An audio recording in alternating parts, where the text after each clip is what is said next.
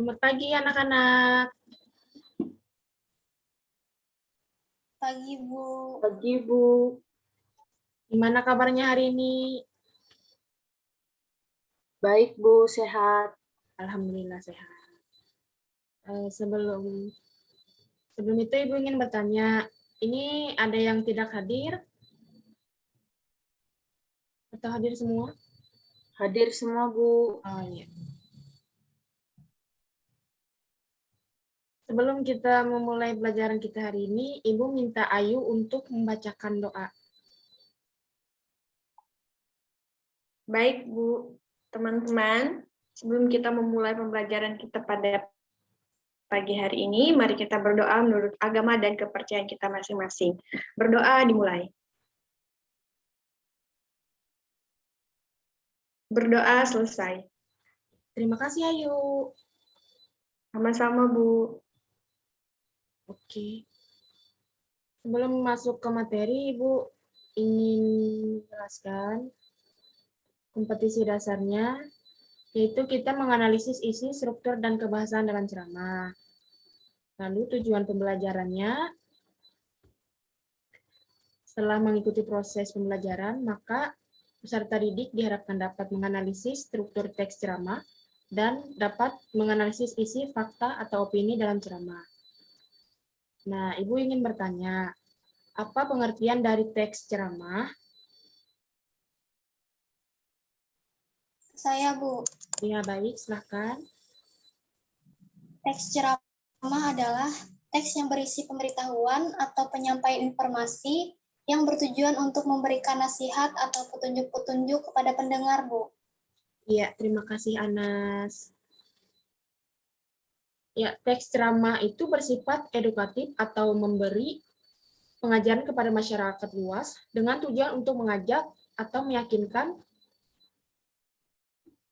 Dan teks ceramah juga ditujukan untuk didengarkan oleh banyak orang, misalnya ceramah di kelas atau di aula, bisa juga melalui sarana komunikasi seperti radio, televisi, internet, dan lainnya.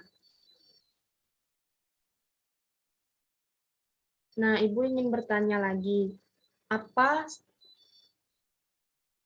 struktur dari teks ceramah?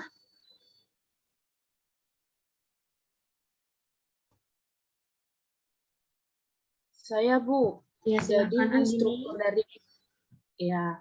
Jadi struktur dari teks ceramah itu ada 3. Yang pertama, pendahuluan atau tesis. Yang kedua, isi atau rangkuman argumen. Yang ketiga, penutup. Itu, Bu. Terima kasih Andini. Baik, Ibu Ya, akan Bu, sama-sama. Baik, Ibu akan menjelaskan bagian pertama yaitu pendahuluan atau tesis.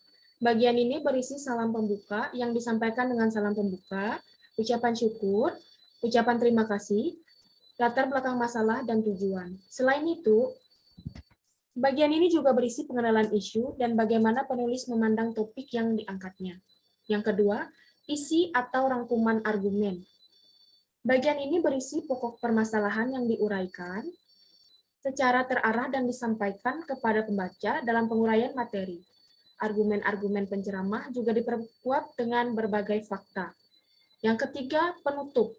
Bagian penutup berisi rangkuman ucapan terima kasih dan permintaan maaf dan salam penutup.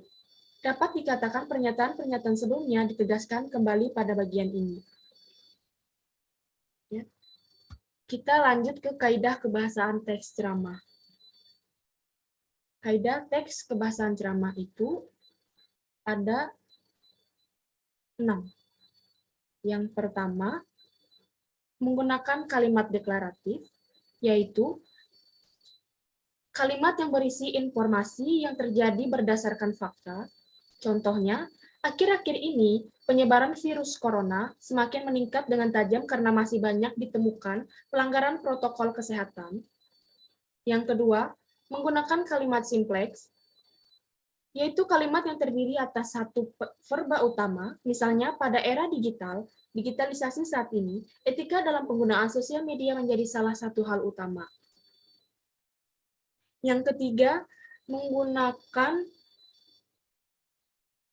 kata ganti orang pertama, seperti saya dan aku, bahkan juga dapat menggunakan kami jika ceramah mengatasnamakan kelompok, dan pronominal orang kedua adalah jamak. Selain itu juga digunakan pronominal yang ditujukan untuk orang banyak seperti hadirin, kalian, bapak-bapak, ibu-ibu, dan saudara-saudara.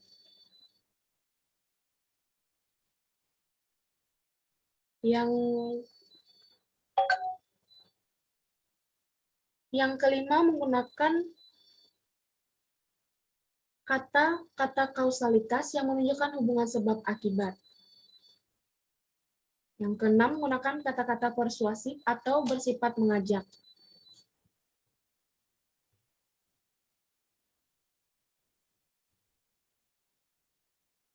Nah, jadi nanti setelah pembelajaran ini berakhir,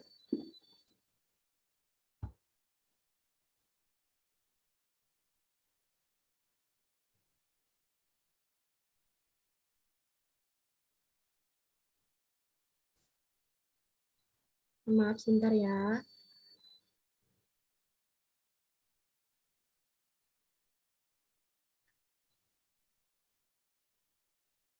Jadi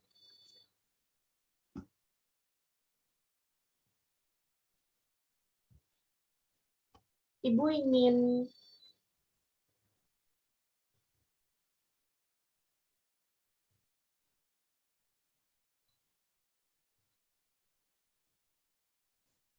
karena di sini tidak Ibu muat contohnya, maka nanti Ibu kirimkan contohnya ke WhatsApp grup ya, supaya nanti kita bisa ini Baik, Bu. strukturnya.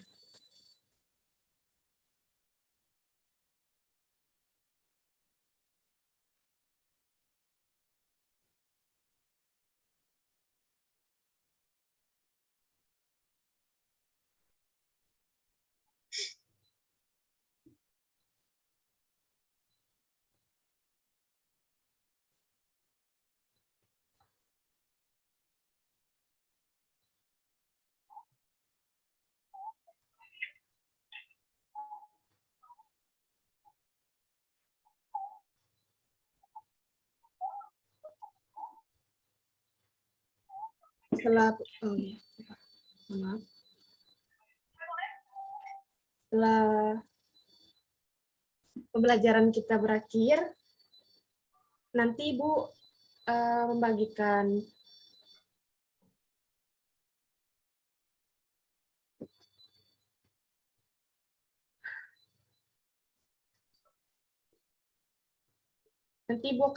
tugas di Google Classroom.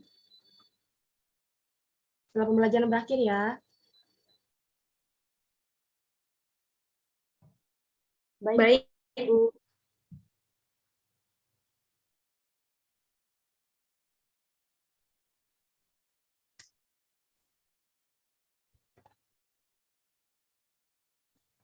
Ibu ingin bertanya, apa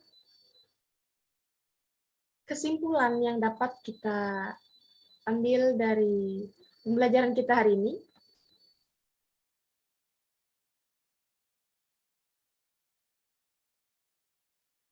Saya, Bu. Ya, silahkan. Jadi yang dapat saya simpulkan pada pembelajaran kita pada hari ini ialah teks ceramah adalah teks yang berisi pemberitahuan atau penyampaian informasi yang bertujuan untuk memberikan nasihat atau petunjuk-petunjuk kepada pendengar. Sedangkan struktur dari teks ceramah itu ada 3.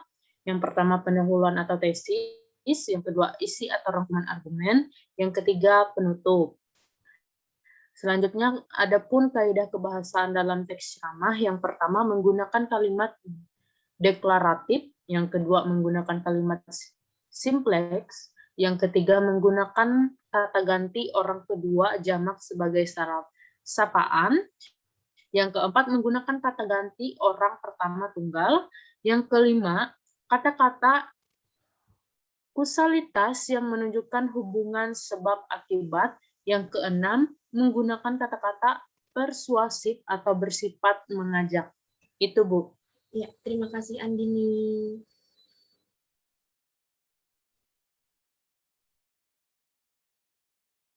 Sama-sama, Bu.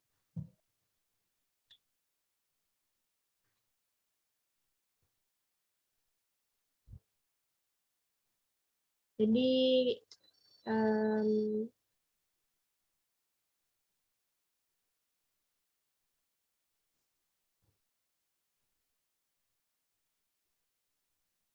setelah pembelajaran ini ada tugas di Google Classroom dan pengerjaannya hanya 2 hari pengerjaan saja.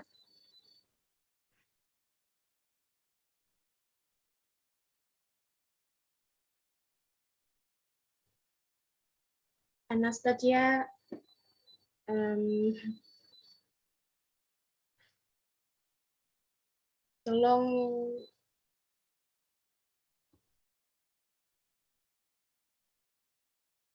ya kita akhiri saja pembelajaran kita hari ini. Anastasia, tolong pimpin doa. Baik, Bu. Baiklah teman-teman, sebelum kita mengakhiri pembelajaran kita pada hari ini, alangkah lebih baiknya kita berdoa terlebih dahulu. Sebelum kita mengakhiri pelajaran kita, marilah kita berdoa menurut kepercayaan dan agama kita masing-masing. Berdoa dimulai. Berdoa selesai. Terima kasih Anastasia. Baik, Bu.